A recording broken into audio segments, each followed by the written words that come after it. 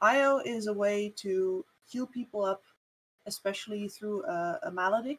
That said, you also put yourself in harm's way versus Witch Doctor because you present an easy duo for the cast to bounce in between. So True. DP does definitely want that use now. So that also explains the SD ban. You want her to be able to use away the cast bounce at the very least. Well, PlusOne is running low with their reserve time here. Still a bit left for the later picks to kick in.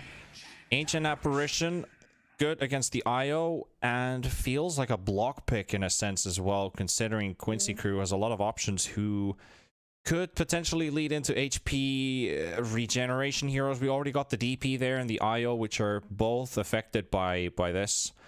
But that means that there will probably not be a Morphling, because right after SD, AA is the other hard counter towards that. So that's out of the books now. Yeah, you do not want to play Morph into that unless you're like extremely confident in yourself. I might even want to say cocky about it. Very rare players do that though. They don't want to risk it against the AA.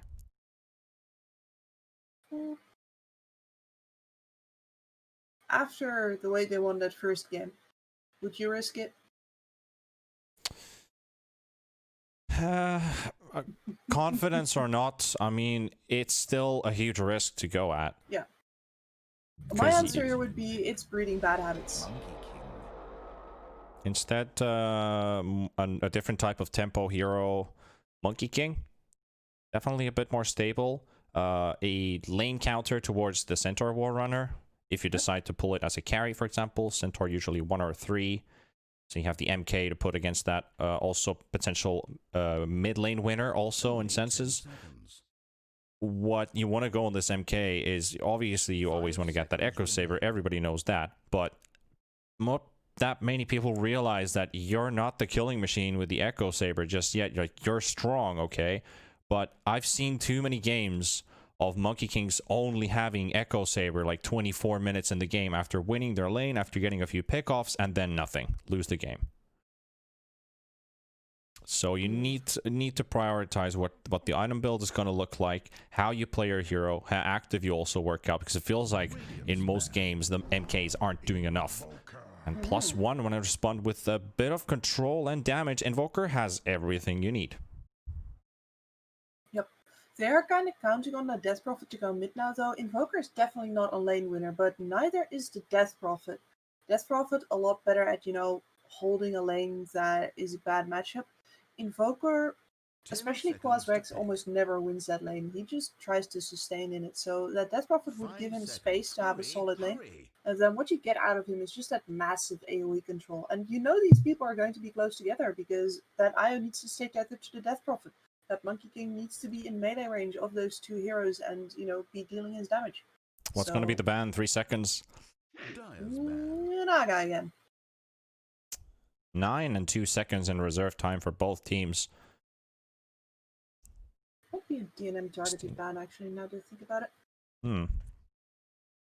Yeah, I guess it could have been a semi-free game for Naga. Naga definitely outcomes the Monkey King in the end.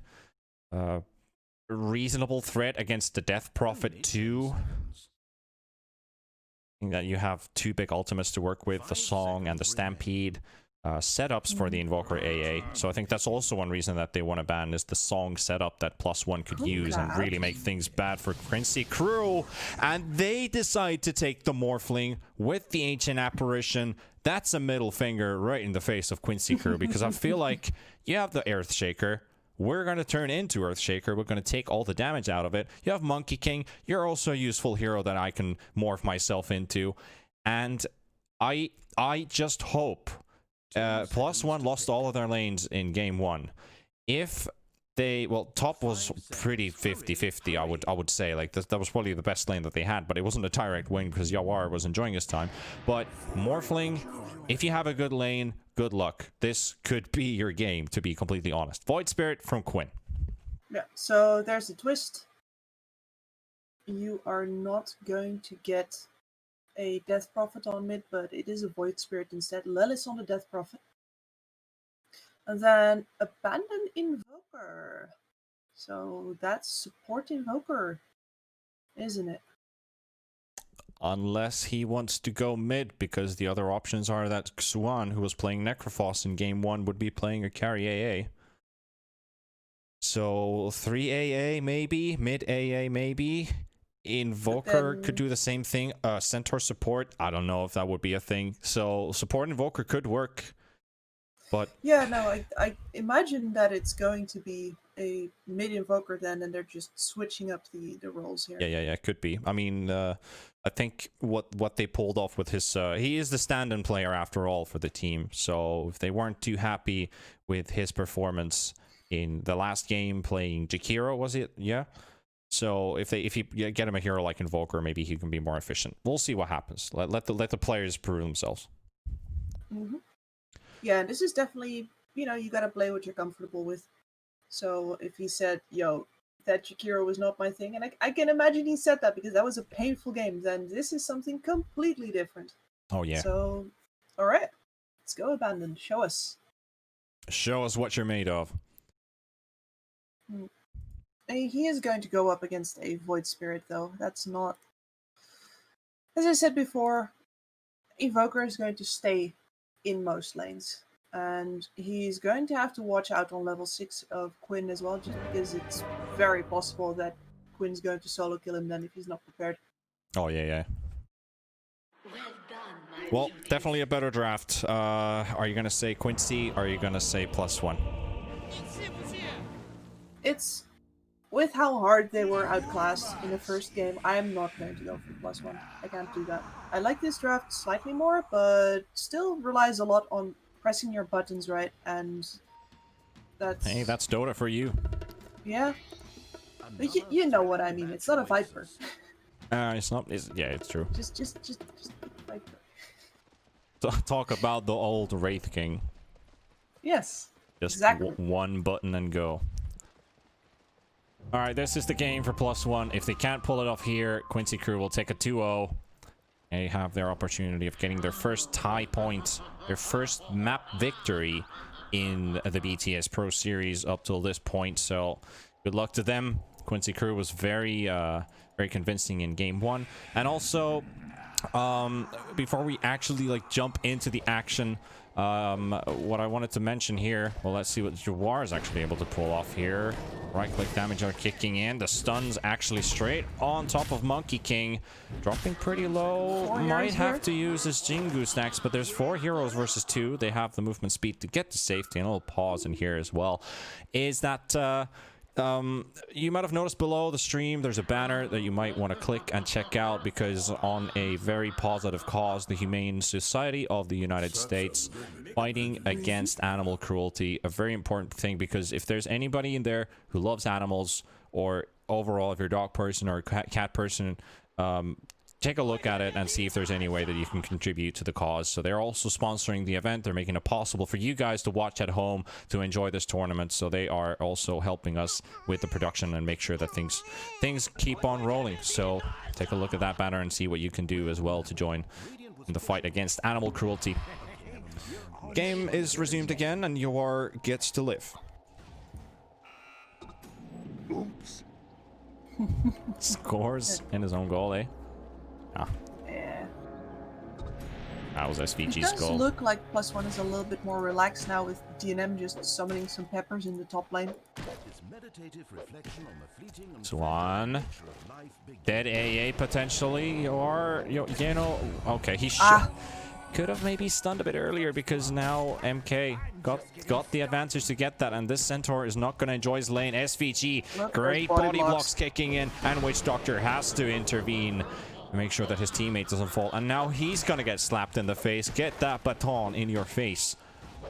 Jawar is enjoying his life right now. Forget the creeps if you can keep these guys away from lane. Witch Doctor. Oh. Big wins here, and you can't trade against a duo that regens so much together naturally.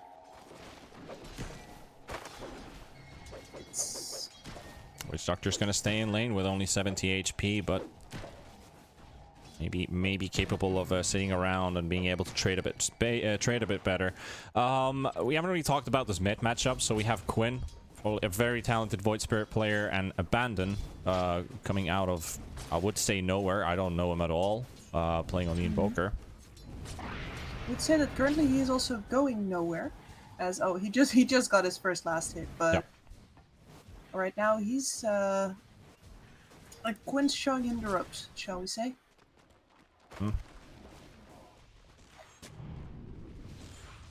NM stunned up by the fissure, dropping very low on HP. Lelis punishing with a few hits.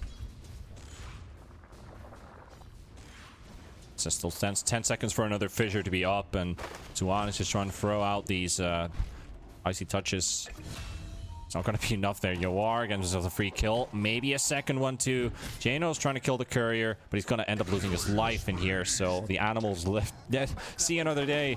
Yoar picks up a double kill on the MK. Yoar is the champion of animal rights that we didn't know we needed. Yep.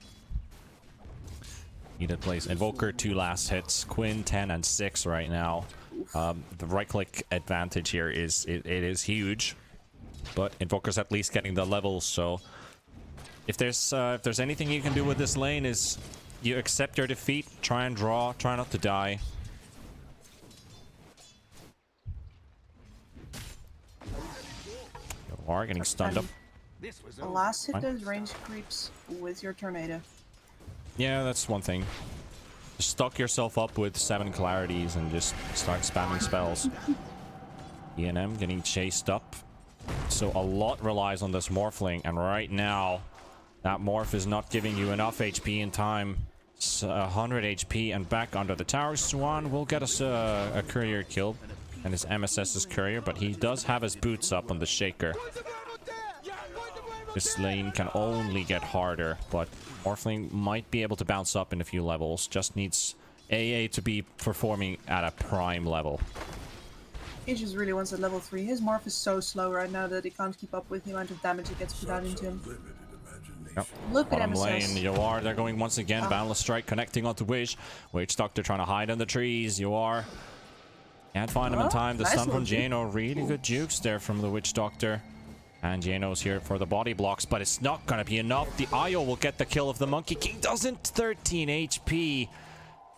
Doesn't Not get the even kill close. in the end.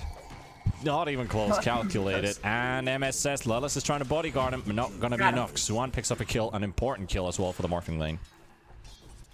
Oops. 4 kills on the board. 4 minutes of play. This MK will be big. No doubt about that. Once again, it feels like Quincy crew just has, like, they have the better lanes once again. Not even like individual skill wise, but draft wise as well. Like they can still pressure up that Morphing lane a lot, but their mid is going like absurdly well. 24 and 8 against 14 and 2, and Monkey King is having the time of his life here. Centaur in big trouble. Overcharge used up by SVG, and those right clicks are coming in even faster. Maledict is ticking, however. It's a level 1 Maledict, which is not that scary, so Yoar knows that he doesn't need to be afraid. Yeah, especially not with the IO regening him up all the time. After all, Maledict is only based on Boundless the Strike. amount of health that you lost. Boundless Strike is ready once again. Here comes the Overcharge. But good usage of the casks. And wait for it. There we go. SVG gets that kill. Meanwhile, in top, Lala's 24 CS, Morphling farming under the tower, 14 last hits. It's a triple net worth lead once again. And not to even talk about like how bad this bottom lane is going. Like I can mention that Centaur's got 8 last hits going in his favor right now. But at least Invoker's getting something out of this mid lane now. He is slowly but steadily recovering over here. He's got his urn as well. Just skip the boots for that. Give me that mana regen. And hopefully he can come in with a defensive teleport at some point. Gonna get it by the Boundless Strike. MSS looking for the fissure. Will connect. The no mana for you. Quinn gets the kill with the help of his teammates. And I have to say, by the looks of it, 3,000 lead, 5 minutes in, you've lost all your lanes. if I was an alpha male, like Grant, for example, I would say this is GG and this is over. Like, Quincy Crew's gonna run over. But I have a small sliver of hope for +1 that they can get this Morphling on and make things happen. Hope? How unmanly, how unfinished. I thought you guys didn't do hope up here.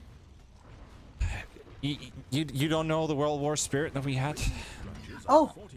That was Sisu. nothing else that we had. We didn't even have hope and we still fought on. This is true. Did I use the right word, by the way?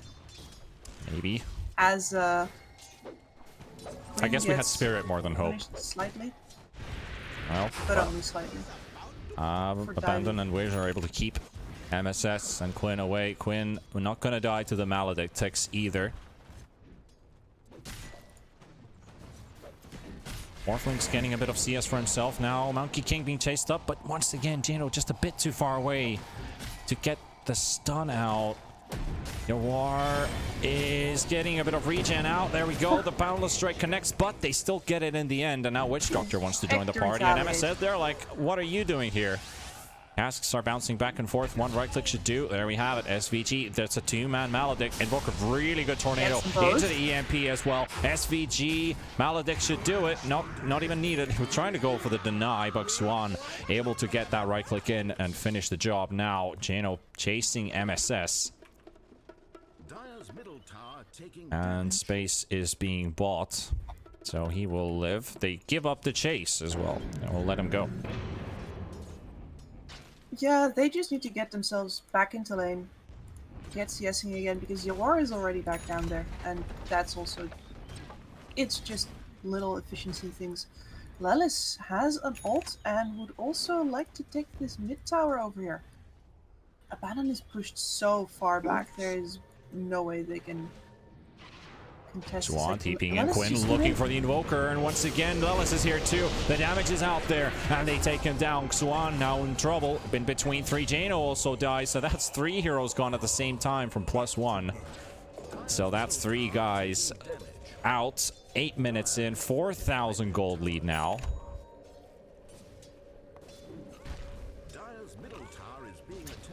Oh boy.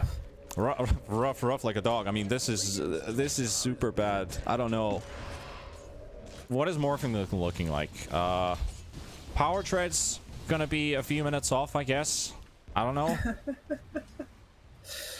He's looking like a puddle. Quinn, Maledict is up, gonna have to TP home. Is he gonna survive this one as Lelis wants to reinitiate? Quinn's not gonna make it home. Witch Doctor in trouble. Crypt Swarm will go there. Wish will fall. 10 kills now for Quincy Crew and a mid tower, but the deny coming in from Abandon, so he times that. Won't allow Quincy Crew to enjoy all the gold this game.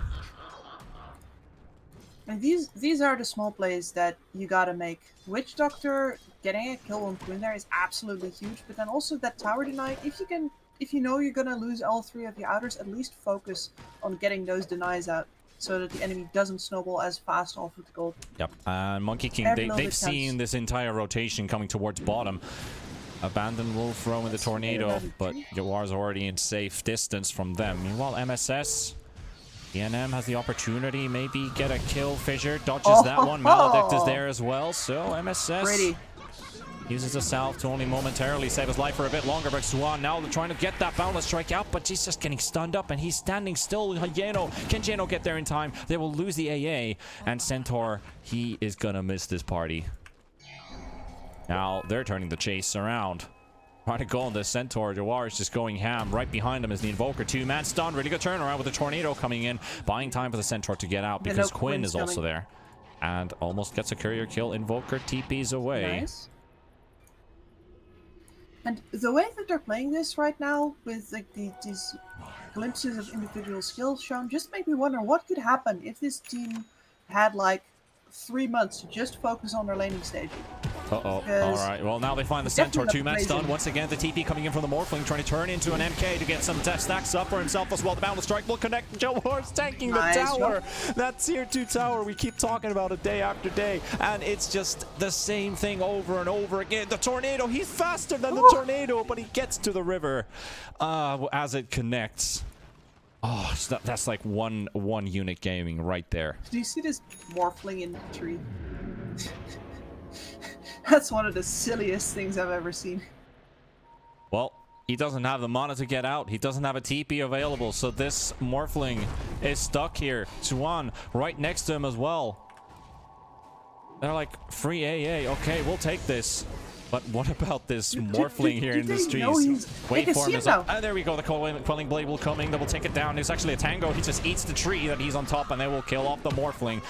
How unfortunate is that? Then Jano going with the 2-man stun. The Maledict coming in as well. The Witch Doctor ulti's there as well. MSS trying to get the damage out, but he doesn't have the stick ready. He doesn't have the mana for an Echo Slam. That would have been the spot to use it. And Wish gets a double kill on the Witch Doctor. Important kills coming the way of +1 here. Hey, Quincy crew, look at it go. They're not done yet. Going on to SVG. Does he have the creep wave close enough for the tether? Nope, not even close. Won't even get the opportunity to get near. And right clicks will do the rest. And now Witch Doctor. It feels like the supports are picking up the kills here. Except that Xuan is the one dying in top at that moment. Tier 2 is being pushed in. One support. The Witch Doctor. We've seen a really good Witch Doctor game earlier today as well. Let's see what this man is going to do with all of his money. Boots, mostly. Yes, that's support life. Pause 5 life, indeed. At the very least, the Morph's got his threads finished. He's flying out of Morbid Mask, so he can farm jungle pretty decently now. And the Morbid Mask also means that he is going to build into E-Blade next. Yeah. If you go Perseverance, you can sustain it in the jungle, so that's the build up to the Lincolns. But if you want to go E-Blade, you need the Morbid Mask in order to stay there. And it looks like they're also going to be getting themselves a tower here on the bottom side. Catapult, pushing that one in. Some space to breathe. Managed to get that. That's their first objective of the game cut down. Just a few more towers to go and the game is yours. Still a bit away. Sadly, AA still level 5. Doesn't have his ultimate up. He's the only support. Missing that ability. Trying to go towards top. They are stacking up +1. TP coming in as well from the Shaker. SS. I think Xuan kind of gave it away with his position. Might be. They are smoked up with 3. They won't be able to get there though, so they call it off. Swan keeping Quinn away from the tower. And here we go. Alright, Yoar's actually down. SVG will fall as well. How do we miss this one completely? And, alright. Okay. Alright, I get it. I get it. You guys want to take the fights where I'm not looking. Abandon also watches AA die, but they get 2 kills in mid at the same time. And it's Invoker... just good play to take fights where you're not looking. But hey, this is a good thing. In a sense, Invoker. Urn is ready. You have the Cold Snap. Sorry, not Cold Snap. Yes? Yes, Cold Snap. Yes, exactly. Yes, Man. Cold Snap. AA, you are messing with my brain here. So that's something that they can use as a tool to look for pickoffs here. But Quinn is being relentless.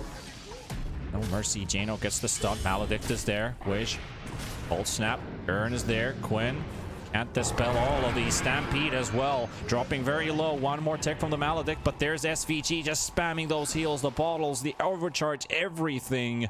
And Quinn will live. Oh man, if that AA has level 6, he is dead to rights, but AA doesn't. He couldn't get to the creep wave, was too far out, and yeah, instead he just picks himself up an outpost and will die if he overstays his welcome here. Come on, just sit in the trees, grab the 6. Nothing else. Nothing else matters. 6 to 5k in net worth, about 2k as well for Quincy crew and XP, and now looking for more kills. SVG and MSS are together here. Out T secured. Yoar's right next to him. Echo, that's the Echo Saber coming on the courier right here. That's the tool they want to use to fight with. It's a small ancient stack. They scout out as well. Meanwhile, bottom lane, Lelis is like, hello AA, you are 6 XP away from your level 6, and your TP's on cooldown. He's gonna try it now. Wait, is he? Nope. You can't run from the Shaker. No matter how hard you try, you won't be able to. Wish in the... Oh no, no casks, no nothing. You're dead. 2 heroes gone. Yeah, that's a big streak as well for the Monkey King too. Yep. And it's like, it's not that much money, but then you realize that that's a support who is 6k behind, and you realize, wait, that's actually quite a bit of gold. All right. 1811.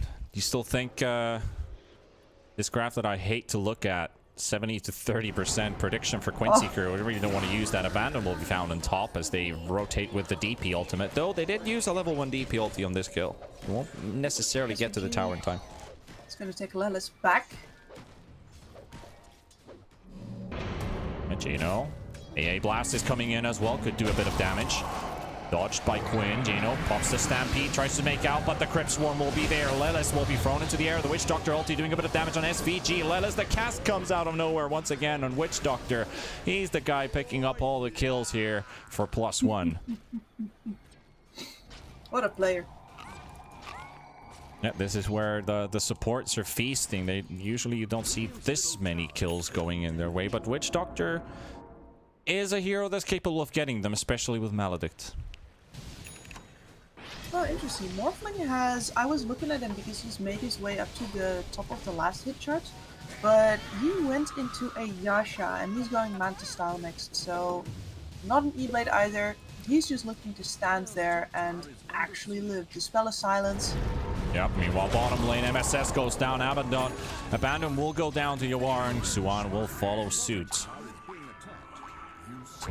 I mean, these fights are going on where we're finally getting our thoughts straight about thinking, okay, we're looking at the Morphling, seeing that Manta build. That does intrigue a bit.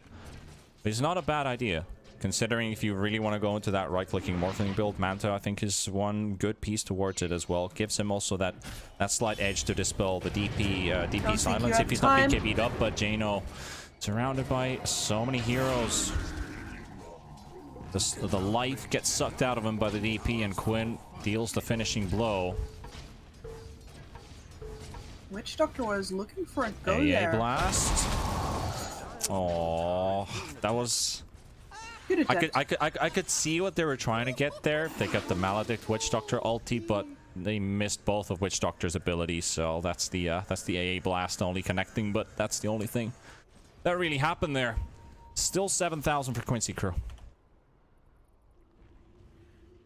And you can see the circle drawn by MSS there is like, hey, yo, they can only farm in this part of... everything else is ours. And Quinn is towing that line. Toying with it. Does not want DNM to get even meanwhile, behind them, there's a lot of heroes coming in from Quincy crew to surround +1 into the lane. When do they start? They see Yawar. Right outside of vision. They don't see the rest of the crew, though. Lelis is also waiting. When do I go in? The call is nobody of us goes in. And now they're going for the DP. The Tornado will connect. They're going to have to instantly run towards the Death Prophet. Can they get the time to save him? The AA Blast should finish and seal the job here. That DP is gone. And Quincy crew with their cavalry are too late for the rescue. Strange way to leave him behind there. It's honestly, it's a bit sloppy. Oh, Morphling, really big pick for Quinn here. Full solo kill and 500 gold as well. Can that really be accurate? That's on a Morphling. Of course, like he is high on the net worth. Oh boy, Suan. Okay, Suan will go be that will be a second kill for Quinn. But hey, 500 gold is a lot of kills. Sorry, a lot of money for a kill that doesn't even have a streak on. And now with the Witch Doctor ulti, the Maledict on top of Quinn, trying to find his way out. Sitting at half HP. Tornado won't connect. Hits onto MSS though. Look at how much damage. And is it going to be enough? It is. It is more than enough. And it's once again this dude right here throwing out Dikaskati's enemies, and it's Wish doing so much work here, but he will get finished off and pinned down by Jawar. Now chasing down, getting on top of Abandon, and that's your Invoker dead as well. Double kill for Jawar. And here comes DNM. DNM, he's been waiting for his opportunity. When do I get to fight? And now they're right all on top of it. MSS doesn't have the Echo Slam. He's used it before. And now chasing onto him as well. DNM one hit away from getting that kill. Lelis comes in with a silence, forcing Morphling to stay on that strength morphs. He has no right-click damage, but he has the blast. He gets it with the adaptive strike combined with the waveform. So that's a double kill for the Morphling and a bit of a recovery. A bit. It's Quincy crew are still clearly taking these fights just because they feel like it. With fighting with Quinn down is just not a great idea, especially not because he provides that silence with the axe that messes with the Morphling so much. And unfortunately now the Morph has his Manta style ready, so first one of these silences, either the Death Prophets or the Void Spirits, is not going to mess with him as much anymore, and now the E-Blade's going to come out. He is still actually keeping up in farm with these 3 cores. I have to say, I'm not a huge fan of going E-Blade after the Manta stall, because when you're talking about the shotgun build is when you're really putting your Morphling to blow people up early on and really give that threat and that fear of the damage that the E-Blade brings. But once you're doing it like after 20 minutes, there's going to be tanky heroes against you. I guess you could use it as a sense of a disarm against the Monkey King, so he won't be able to hit for a few seconds when he's being in the ethereal form. So I guess it could work out, and not just full damage wise. I see your concerns in the regular game, and I would agree with them, but in this case, with the damage amp coming out from the Witch Swan Quinn is doing some work here. Finishes off the AA. Blink stun coming in from the Centaur. Maledict is there as well. MSS goes with a Fissure stun. Here comes Uwar as well, and there goes Wish. Yep. Oh well, both supports. That's their life.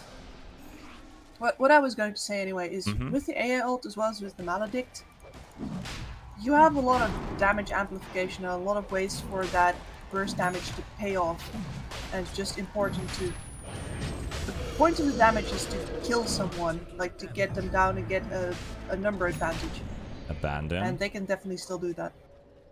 Now he finally reveals himself. 2-man Tornado will connect on 2 and AA Blast. SVG dropping really low on HP. Abandon now getting focused on by Quinn. The Boundless Strike will connect as well from Uwar, and SVG is still holding alive, but he's going to be enough. He will go down. ANM coming into the fight as well, and Uwar versus DNM. Quinn also goes for the silence onto the Morphling. DNM trying to make his way out. The Monkey King ulti will connect as well, and Jano is inside it. He will get slowed up by the Echo Sabers, and Centaur still fighting his way out. Meanwhile, Lelis gets the kill on Swan at the same time, and can they get Jano to safety? Blinks into the trees, trying to go for the TP out, and they go the wrong direction, so he will make his way away from that. At the same time, that was Lelis on the DP with his Exorcism up and running. That will be expended.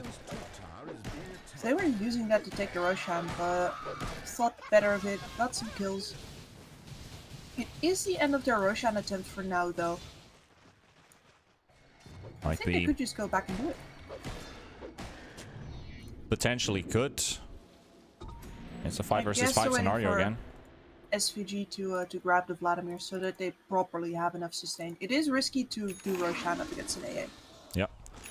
Well, let's see if they can go there. It looks like they're stacking up for a smoke here, and Jano's the one holding on to it. 4-man smoke going to kick off from +1. Most likely going to head into Quincy Cruz bottom side jungle. There's going to be a Monkey King farming up, and Io right next to him. And MSS Blink Dagger Shaker. Centaur spots the trouble ahead, spots several heroes in front of him. Who do they want to go for? They also see Lelis, and they go for the Death Prophet first. Try to get the initiation out. Uwar waiting in the trees. Wish goes for the cask and throws it straight onto the Monkey King inside the trees, and Lelis is not taking any damage right now. But meanwhile, Quinn, he finishes off Suan at the same time, and they're on the run. We've got Abandon as well. Throws in the Deafening Blast to keep them away from themselves, and now DNM. Can he turn around for this fight here? Jano goes for the stun onto SVG. Backing away is the Morphin. They use the Stampede. They want to disengage because they see all of Quincy Crew's heroes chasing up. The Boundless Strike will connect from Uwar. And that is your Centaur falling out from this one. So at least 1-2 heroes down. And force the Stampede at least so that they get out. Could have been way worse, I suppose. That's it's very clear decision making there though. It's like, okay, we can't win this fight anymore. I'll throw myself at them. You guys run. Are we going to get to the E-Blade in time? What do you think? What's in time? Soon enough. Invoker is going to be caught on top. That's your relocate right there, but can they punish him? Lelis has been scouted. Do they actually see him? The silence coming in from Lelis right onto XUAN, and here comes Quinn as well. 3 versus 2 scenario, but one's already down. DP will be connected with the Maledict, and now Quinn is chasing onto Wiz with the Remnant, gets the taunt out, and Yawar is already here, and Jano is in the middle of so many heroes. It gets a really nice AoE stun, and DNM is trying to dish out these right clicks, but does he have the damage to do so? They get one. Quinn already gets a double kill. Yawar finishes off the next one. They're taking DNM down as well, and the Morphling's gone. It's a team wipe, and MSS Echo Sam's a creep wave, because why the hell not?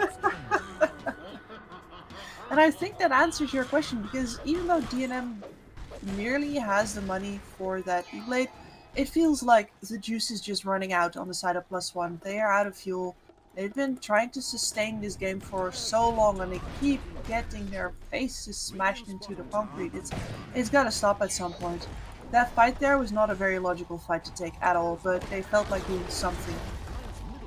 Well, I feel like they really... I mean, this is the point where you're just like, either you're waiting for your opponent to make a mistake, or you just go for any play that you possibly can at this point and just hope that it works. It's a hoping scenario.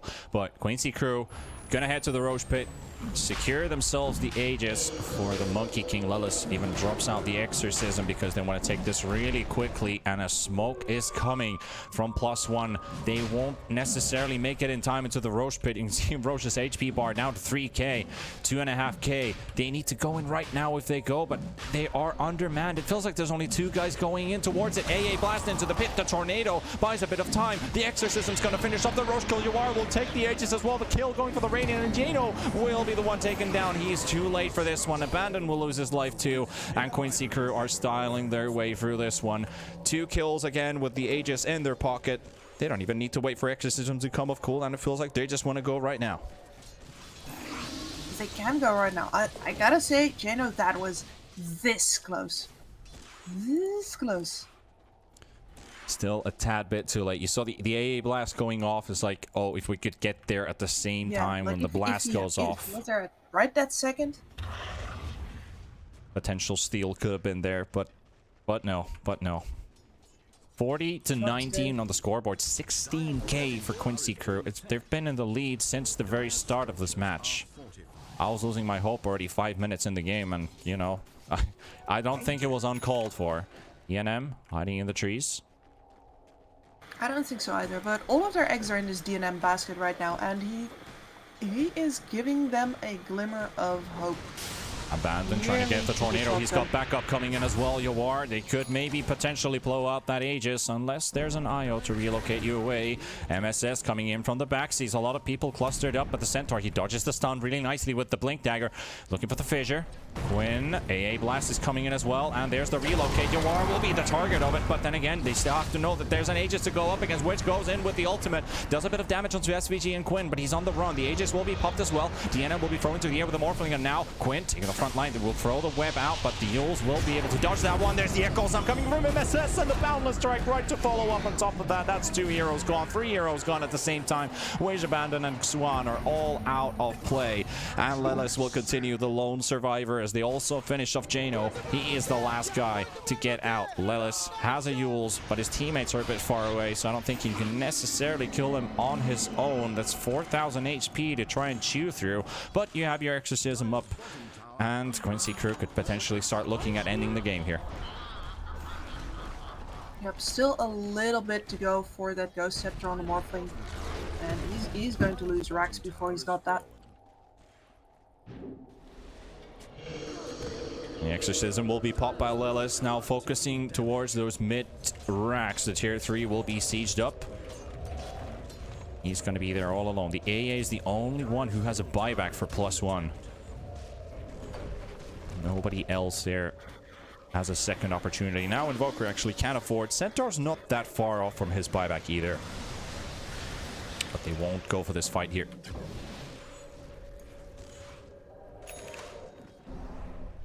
Closing up on the 30-minute bounties as well. The outposts have been in Quincy crew's control for the entire duration of the game, pretty much. All these bounties... They've been making very clever use of those.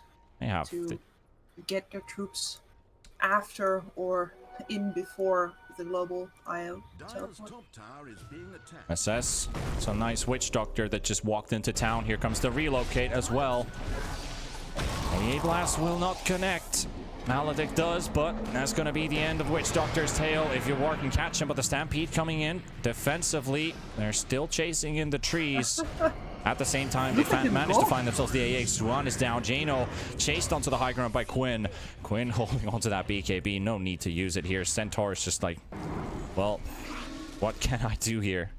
Is there anything absolutely that I could do here? The Morphling, that's your E-Blade. 30 minutes into the game. MSS finishes off Jano at the same time. Now they're undermanned. Wish will go down to the Witch Doctor, the guy with almost all of the kills for this team, is also down. Even with 9 kills, he's still sitting on a slightly above 1 KDA. Not that that matters for anything, but tells a lot about how many kills this Witch Doctor's been picking up, because he's got 9 deaths under his belt. Win on the high ground. Are we going to see the exorcism? 30 seconds. Morphling abandoned. Tries to go in for another tornado. Catches the DP. DNM. Waveforming aggressively. And instantly there's the more. Oh no. Oh no. A blast will go out. Echo Slam from MSS. And this is the beginning of the end here. They will get their Centaur back into the fight. And they get 2 buybacks as well. But Morphling is gone for 70 seconds. And they're going to be able to secure these mid-racks down. Quincy crew are going in for a 2-0. But can they? I mean, there's a point. Should you just call GG at this point? They're still going to take it a fight. One last hurrah. Quinn diving in behind the back of the line. Abandon will be caught once again with a stun. And you get a lot of damage onto Quinn, however, and maybe even a potential kill, because the Maledict still's going to do a lot of damage here. Quinn going for the YOLO to try and do something, but he will die. 600 gold. And there's the GG from Swan. So that is Quincy crew finally breaking the spine of +1 and taking a 2-0 victory. There's not much to talk about this. There's only one team on the board. Yeah, pretty much. 50 kills for Quincy crew. What an absolute slaughterhouse. And I have to say, man, DNM, your team waited the entire game for that E-Blade. They were throwing their bodies at the enemy. And then at the end there, you waveform into them.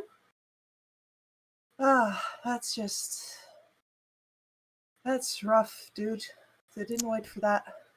I still have to say, like, positive things about +1 is DNM overall as a player. I think he does have potential, like you mentioned before, that he's a guy that could definitely show up later on, but he needs a team around him that performs up to par with him, because it did feel like this Morphling was a bit alone, too much weight on his shoulders.